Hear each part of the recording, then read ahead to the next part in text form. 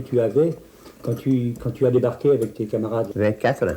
Quand on a débarqué du gros bateau, qui s'appelait le HMS Brigadier, on a débarqué sur des petits bateaux, plus petits bateaux, qui tenaient à peu près 36 à 40 hommes. On voyait à la côte, la France. Avec une hâte, c'est d'aller voir sur la liste qui passait parce qu'on se doutait qu'il y avait quelque chose d'anormal. Et dès qu'on a pu aller sur la digue, mais on était nombreux, hein, quand même. Les gens se sont déplacés parce qu'ils étaient comme moi, ils se sont dit il y a quelque chose d'anormal. Donc on est passé sur la digue et c'est là où j'ai vu, comme tu vois le ferry passer tous les jours, c'était les bateaux, je te jure que ça j'en ai toujours là, tu vois ma vision là. C'est impressionnant. Ah oui, parce que c'était noir de bateaux. Alors, tu penses bien que c'était marée montante. Il y avait du vent, il y avait du mauvais temps. Alors, on s'est dit, c'est pas le moment de rester quand même trop longtemps sur la digue. Papa est allé quand même vers la plage pour voir, parce qu'on sentait bien qu'il se passait quelque chose. Et il est revenu en disant, il n'y a plus de ligne d'horizon, on a l'impression d'une forêt, c'est tous les bateaux qui arrivent. Et il y avait un Allemand qui était là et qui regardait ça avec effroi et qui se disait, mince, ça débarque, quoi. Alarme! Avec le bruit, l'artillerie, les avions, tout ce que tu penses, c'est essayer débarquer du petit bateau sans te noyer. Il savait nager? Je savais nager, mais j'ai pas capable de nager avec tout l'équipement que tu as sur le dos. Puis moi, j'avais 29 livres de plus que l'autre avec le radio. Moi, j'ai couru par la plage et je suis rendu au mur de ciment. En montant, soldat directement derrière moi qui était un de mes amis qui s'est fait tuer.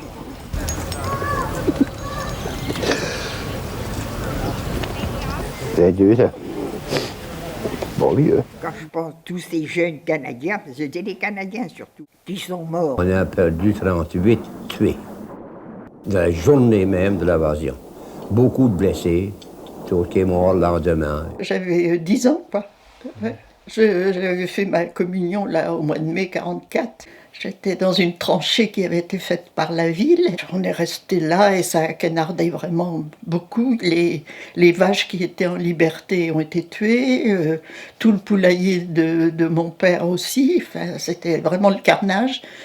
Et puis, des sorties, papa et maman se sont dit, bon, ben, on va... Et moi j'ai dit, mais oui, mais on n'a pas pris de petit déjeuner, moi j'avais faim, j'étais pas bien vieille, mais les émotions ça creuse. Quand on est sorti, on est allé vers la maison et c'est le seul jour où j'ai vu papa avec un balai, parce que là ça valait le coup, il y avait je sais pas combien de gravats dans la salle, partout. Et on voyait des soldats qui passaient dans la rue avec des branchages sur leur casque et tout ça, qui s'abaissaient pour passer devant chez nous. Mon mari, le jour du débarquement, il y avait une camionnette, il avait fait une grande croix rouge sur la camionnette pour faire ambulance. Il était mis devant l'ancienne mairie, sur le mur de la grande maison qui a été revendue là dernièrement. Hein. Il y a eu un bombardement. Mon cousin, enfin mon oncle, puisque c'était mon oncle, a reçu plein d'éclats de l'ancienne mairie. Il y avait le monsieur Le Breton. Il était assis à côté de mon mari et il est mort dans les bras de mon mari parce qu'il a reçu un éclat dans la tête. Il n'en revenait pas. Hein. Et puis, alors c'est là-dessus qu'ils l'ont transporté. Ils l'ont mis dans cette petite maison qui est toujours dans le jardin. Là. J'avais ma grand-mère, que je t'ai dit, qui était paralysée, que je traînais partout. Et j'avais des amis qui avaient une maison à la rue Alsace-Lorraine. J'avais la clé de la maison, que je savais qu'il y avait une cave, parce que là, il n'y avait pas beaucoup de maisons, mais des caves quand même. Alors, on est rentré dans la cave, il y avait le coiffeur d'à côté, le boucher, puisqu'il y avait un boucher, enfin, on était presque une vingtaine. Ça commençait à brouiller un petit peu. Donc, ils ont paniqué, certains, ils sont partis et ils m'avaient laissé toute seule avec la grand-mère. Alors, moi, je ne voulais pas non plus cramer avec la pauvre grand-mère, donc on est sorti de la maison. Et j'ai dit, moi, je ne sais pas où aller. Et en passant à l'ancienne poste, c'était Lucette Le Cardonnel, qui m'a dit, bah, t'as qu'à rentrer là, il y a une cave et tu vas déposer ta grand-mère. Chose que du coup... Et on est resté un mois dans... Non, mais un mois, on circulait, bien sûr, mais on était bien à l'abri et tout. Il y avait encore une batterie qui fonctionnait. Et du reste, la maison sur la digue, une dans la rue Aumont, qui a été détruite, tu vois, à un mois après le débarquement. Par cette batterie allemande? Oui. Tu sais, il y a des souvenirs comme ça qui m'ont marqué quand même. Enfin, qui m'ont marqué. Maintenant, c'est du passé quand même. Mais enfin, à l'époque, je te jure que... Ah non, j'ai vécu avec ça. Hein. Bah oui, ce sont des images oui. frappantes. Ah oui, tout à fait. Et la pauvre grand-mère, alors, dans tout ça? Alors, la pauvre grand-mère, on l'a traînée. Ben, Lucette, puisqu'elle s'appelait Lucette, la directrice du bureau de la poste, là, elle avait sorti une table, une chaise, et puis ma grand-mère, ben, elle restait comme ça les journées entières. C'était petit quand même, Saint-Aubin, hein. On connaissait tout le monde, parce que même les Parisiens ne venaient pas à ce moment-là, les baigneurs, ils ne venaient même pas. Alors on était vraiment tout près avec les Allemands, quoi. Les Allemands qui surveillaient tout, je me souviens, j'étais avec papa, on était allés au cinéma, je ne sais pas comment ça se fait, et il y avait la directrice du casino qui est venue, qui nous a dit attendez, il va y avoir une rafle, alors essayez de partir et tout ça. Et en fait, il y a des gens, ils ont ramassé des gens à ce moment-là qui se sont envoyés en Allemagne. Tu sais, on a eu de la chance parce qu'il y a un quartier, qui a été abîmé, si tu veux, les toitures, mais vraiment détruit. Ici, dans cette maison-là, à cet endroit-là, il y a eu une bombe. Alors évidemment, il y avait Madame Ratier, là, tu sais, la grande maison qui existe toujours, qui a été reconstruite.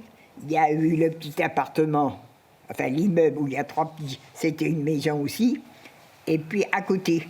Mais ce coin-là a été vraiment détruit. Sinon, ça a été des dégâts matériels, si tu veux, hein.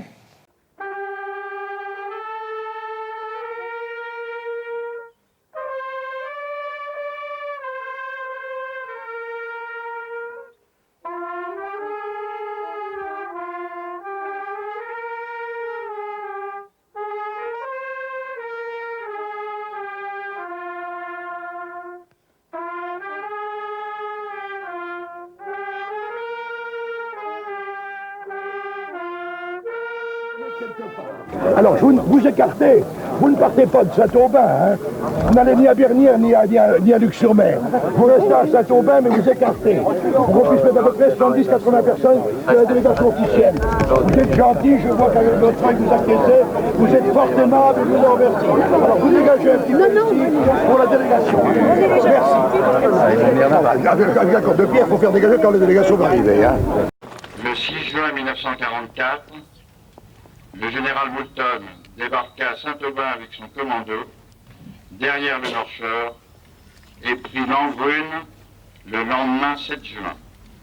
Il ne manquait pas de revenir chaque fois qu'il le pouvait à Saint-Aubin et à Langrune, avec ses soldats du 48e commando qui étaient devenus ses amis. Le conseil municipal de Saint-Aubin a voulu honorer sa mémoire en lui dédiant une rue de la commune. Et nous avons voulu nous associer à la peine ressentie par tous ses amis lors de sa disparition, quelques mois avant ce cinquantenaire du débarquement, auquel il se faisait une joie d'assister. La famille Moulton vous envoie le remerciement aussi pour Lola et ils attendent avec impatience l'opportunité de faire visite eux-mêmes. C'est bon.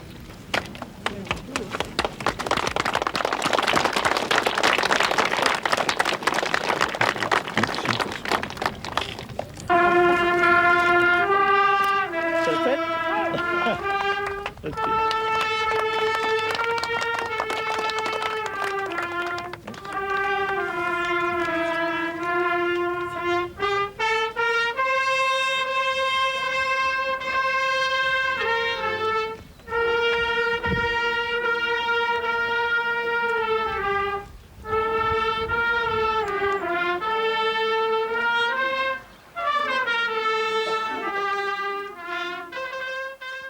suis juste un petit simple soldat qui appartient au North Shore Regiment.